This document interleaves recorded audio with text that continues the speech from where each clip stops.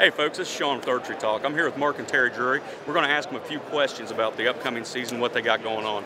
Fellas, can you tell us a little bit about your new DVDs, your site, everything like that? Kind of give us some input on the site, where you guys are at. Well, we're wrapping things up. It's interesting that the Archery Trade Association show is still going on while all the bow seasons are still open. So many guys are ready to wrap this up, get back home, and put the final chapter on the deer season. But we've had a good year so far. I think we've killed right at 120 whitetails on film. Wow. But that has to go over a large amount of volume through 4 TV shows. As you know, we have Natural Born Killers on the Pursuit Network. We got Bow Madness, Dream Season, Wildlife Obsession, and then 3 videos. Well, in the videos, everybody really knows that's been in this industry for any length of time. We've been doing the videos for a long, long time, 21, 22 years.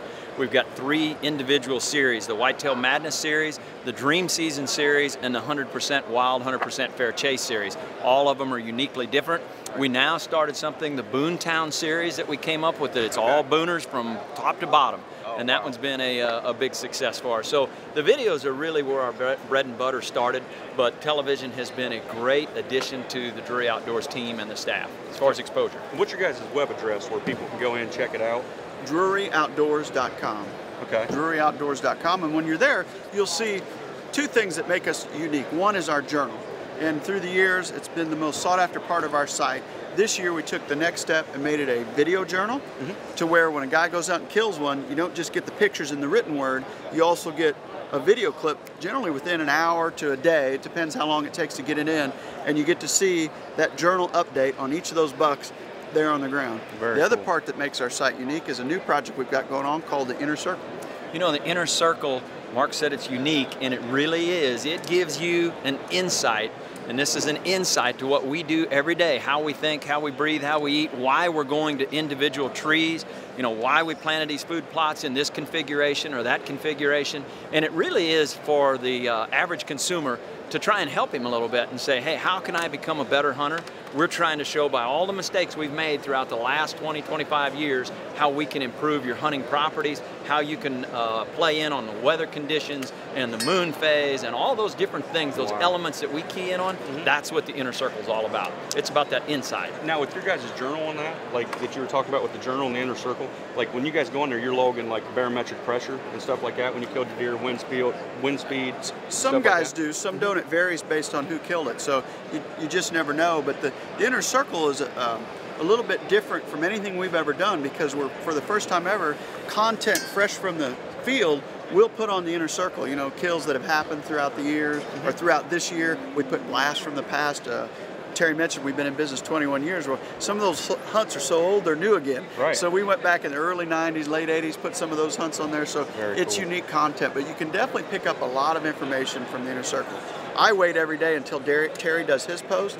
I watch what he's keying in on, and then I make my decision where I'm going to hunt.